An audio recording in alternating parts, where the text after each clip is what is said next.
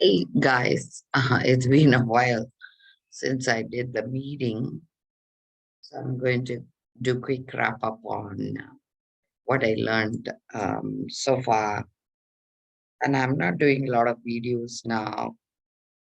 I think I am kind of in a sabbatical year, but this was a,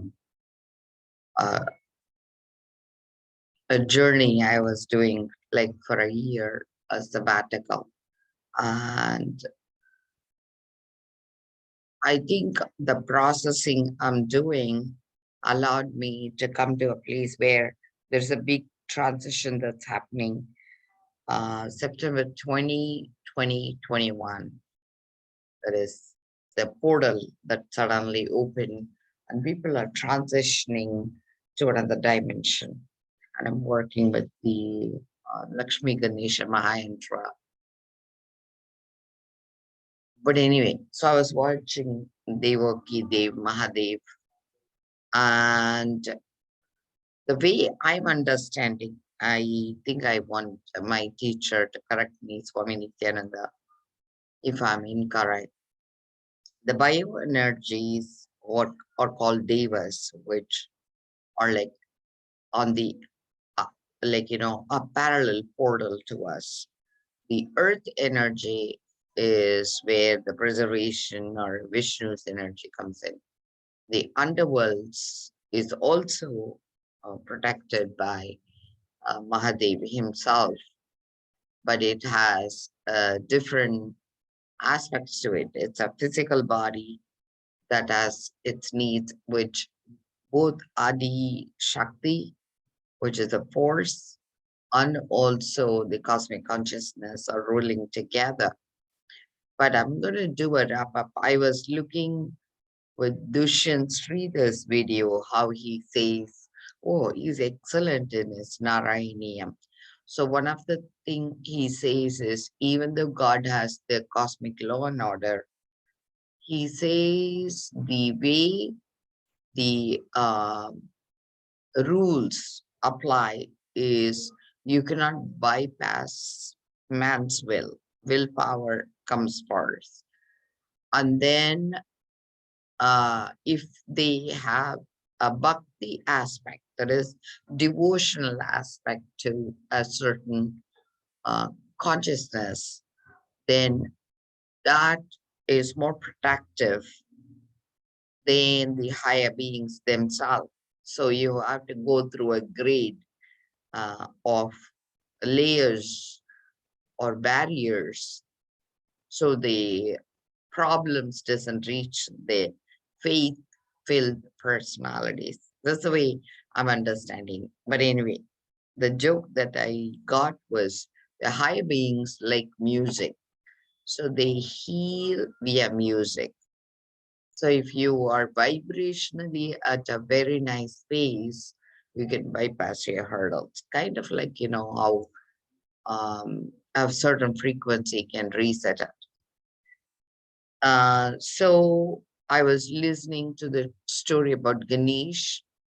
Ganesh is the ultimate judge. Like he gives the judgment out on the other side in the Sanatana Hindu Dharma, and his judgment is fair. Like he listens to both sides, and he comes up with the intention why a person is doing what it's doing, and you can create your own prayashchitta. It is, yeah, one more minute. So, so when I was listening to it, the way Ganesh gets his head is Airavata, who Airavata, if you want to understand what is Airavata, is the Brahma when he was creating the egg, the cosmic egg, it had a lot of fear in it. And usually fear creates a confusion in addition.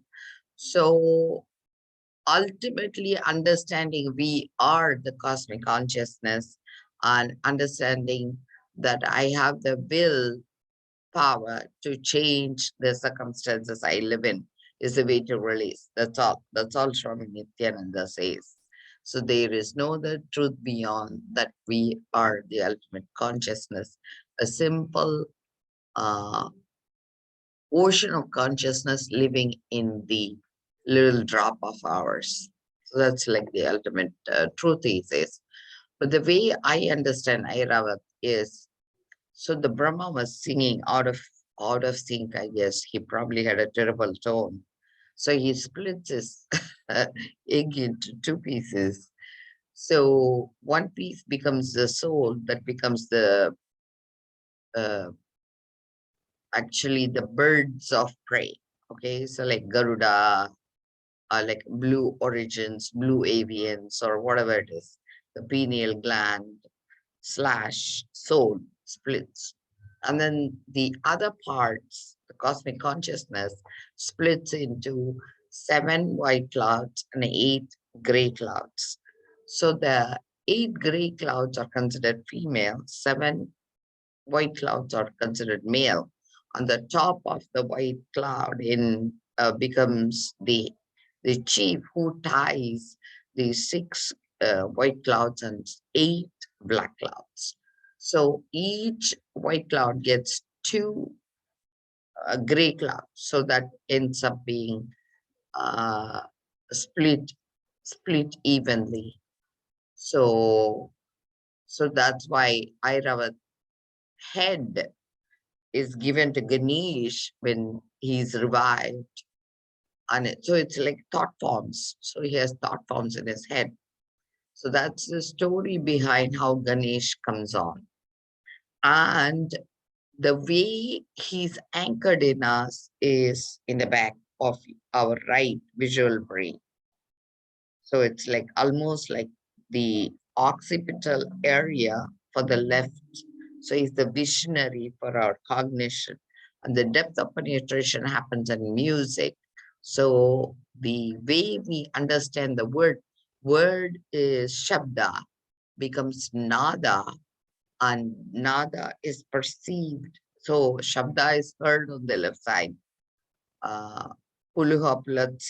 These are like, the one Vishnu eventually corrects. And then it becomes nada on the back of our head. That's why we listen like this, right? Like this. And it penetrates very deep. And when we perceive it and we vibrate with it, becomes the bindu. And this is the secret to the cosmic consciousness. And ultimately, these truths are revealed in Panchapakshi Shastra. And so Karthik goes beyond Ganesh to say there is no judgment and it's only our behaviors that will reset in the land. So you have the ability to change your reality and to live the life we want. And so Panchapakshi Shastra is ultimately what release does. And this is all in Atharvana Veda, it seems. And Swarji says the highest secret is given to the kids. So it's only Pasupati Pasa eventually. And so the Pati stays the same, Pasu stays the same. It's a bondage that's relieved by Lakshmi Ganesha Mahayantra. So I'm working on my t-shirt. And if you guys like more information, I'll send you because Ganesh uses Pasa and Angusa. Pasa is the bondage, Angusam is the bonded. Like, he uses like a thread to correct our intentions. So I hope it made sense. And this is what I gathered for all the 1 year we did the Manotapas with Swamiji. I hope you guys all enjoyed this. Have a good day. Bye-bye.